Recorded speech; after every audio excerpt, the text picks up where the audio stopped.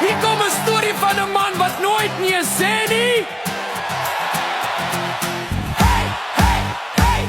My pa met sy wit koldbakkie ry die hele wêreld rond.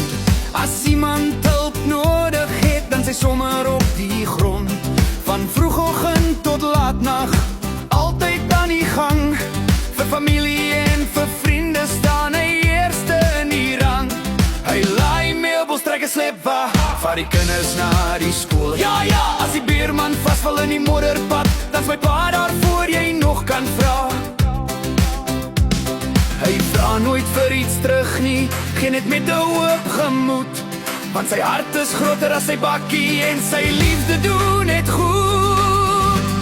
My pa met sy wit koldbakkie ry deur stof en deur die reën. Almal weet as daar moeilikheid kom, sal hy nooit iemand alleen laat staan nie. My pa met sy wit koldbakkie, dis 'n legende op die pad.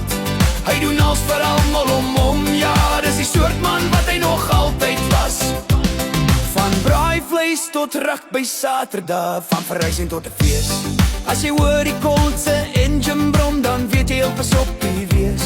Met 'n glimlag onder sy pet en stories wat die lag laat kom. Hy maak van elke moeilike dag 'n dag wat mense onthou verlang daarom.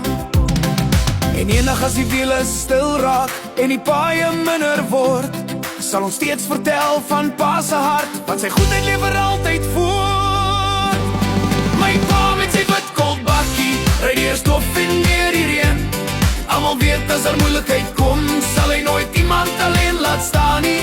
My pa met sy wit koldbakkie, die trots van elke vriend en buur. Hy gee sy tyd, sy hand en sy hart is hoekom